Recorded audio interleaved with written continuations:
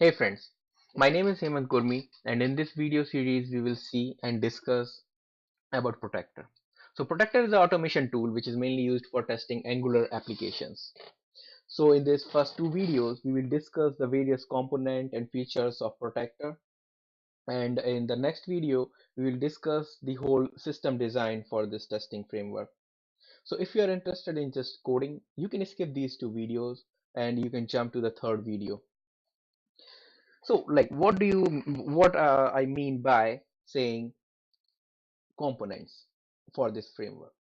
So, when you are designing some framework from scratch, there are some questions for you, and which have to you have to answer before starting this. So, those we will be like trying to answer those questions, and we'll see what are the main components of the protector and what can be the features for this framework. Starting with first one. First, you have to decide like the protector comes with two things. So the underline framework for the protector, we have two things. One is Jasmine, other is Cucumber. Cucumber, if you are familiar with the Selenium tool, you will be knowing. Cucumber is like if you want to use Gherkin language and you want to write your text scenarios in plain English, you will be using Cucumber. And the Jasmine, it will be more like the karma testing. So you will have your describe, you will write a one-liner for your test case, and then you will write the code. So if your application is more towards the business, like business is more involved in the testing, they're writing the acceptance criteria in Gherkin, and they want the same criteria to be implemented in the framework, then you will go with the Cucumber. And if you are just testing and you want bit fast testing, then you can go with the Jasmine. So in Jasmine, the test case will be one liner and you will be writing the code. So we will try to cover both of these in our series, and we'll see whichever is works great for you. Mainly it depends on the Scrum. If your business is more involved in it and they are giving you the acceptance criteria and they are ready to write in Gherkin, I will suggest you should go with Cucumber. Other one is the reports. So when you're designing this framework with Protector, you have to select one report, like which reporting format you will be using. You can discuss with your business, you can discuss with your Scrum Master. There are like 6 or 7 good reports available for as of now when I'm making this video in market in GitHub. You can use those and you can see which one fits for you.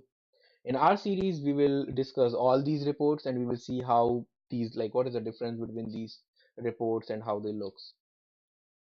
Then the third thing is the utilities, and this is the most important thing. And I have seen during my reviews, no one uses the utilities.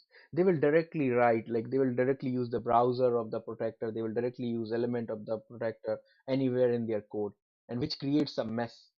So every time you should have a utility file which will handle some of the responsibility. Like click a element, find a element.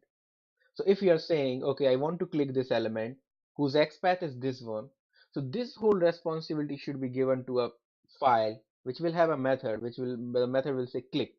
So you can say elements util dot click and you will pass all the things needed like the XPath or the selector, whatever is there.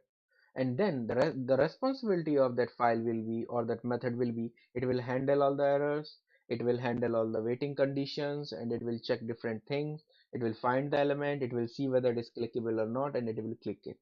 So in this way, when you're designing this framework, you have to separate the utilities from your function. Last not the least thing is the page object.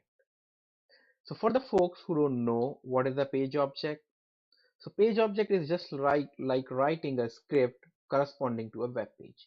For an example, you have a web page which says login to any application. And so if it is a login page, you have three things there. One will be saying enter username, second will be enter password, third will be a button on which you will click to log into the application.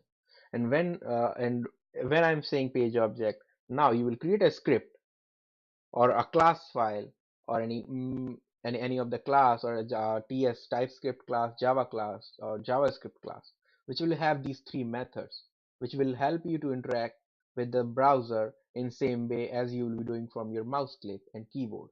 So you will have three methods here.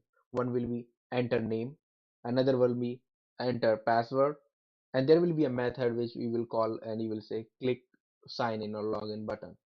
So when you want to do all those things from script, you will call these three methods in sequence to do the same operation which you can do from your browser by using your keyboard and mouse. So just saying, for the Protractor, these are the basic things you will be needing and you will be deciding before going and giving a go ahead for your framework if you are designing this from scratch. Now, what features this framework will need, or this testing unit will need? So discussing about the feature is like it's more capabilities you're giving to your framework, like the screenshots. So as of now, there are few reports which will give you the screenshot feature. But the thing is, those are not customized. So they will take the screenshot of the last page. So if you have some requirement where you want to capture different screenshots, like your test case navigates through 6 different screens, and you want to take a screenshot only of fifth screen, then this is something you have to take care, and you have to design a feature for it. Another will be a parallel run. So there are two kinds of parallel run in testing.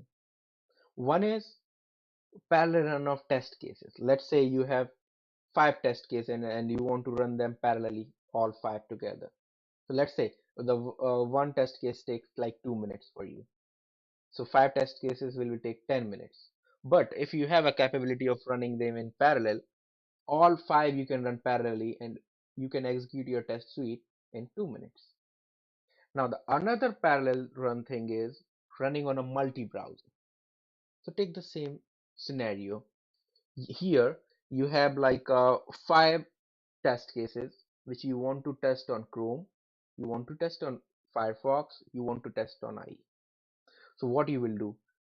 First you will run on Chrome, then you will run on Firefox, then you will run on IE.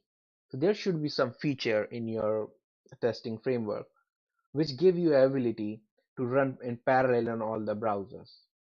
So this will be one thing which we have to keep in mind before designing a good framework.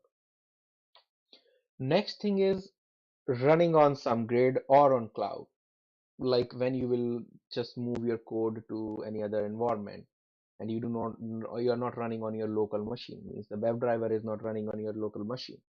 You need any another system or machine to set those things, like set a grid or Selenium standalone server, or you will need a cloud. So nowadays I have seen no one is using grid. There is like very less guys who are using grid. Most of the guys are going on like cloud based solutions.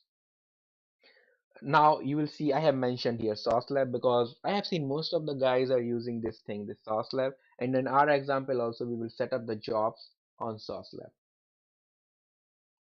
Another thing is supporting for multi environments. So this feature will help you to set your jobs on different environments, like say dev environment, staging environment, UAT environment. So when you have a single job, a single workspace, and you want to schedule a job on Jenkins for 3 different environments, you should be able to do that by passing some kind of parameter from Jenkins, which will invoke that environment URL and all the parameters for that environment. Another feature can be like multilingual. Now, what do you mean by multilingual is like, let's say you build your application in English, it's very running, you have a robust test cases, you have like they're never failing, they're good, and your business is deciding to move on another language, let's say French, and they're launching this application in another country. Now you have to just think and go through this and just think like whether your these test cases will work if someone is changing the language of your application. It can be robust if you are using only CSS selectors or IDs. It cannot be if you are using a XPath which includes words. Let's say if you have a button which says display some categories, and you have a XPath which says, okay, click on anchor whose text equals display categories. So all these kinds of XPath will fail when you're running your test case against a different language. So we have to keep this in mind too. And I have seen like many applications, mostly financial applications, which will have this feature, which will have a button on the top, a drop down.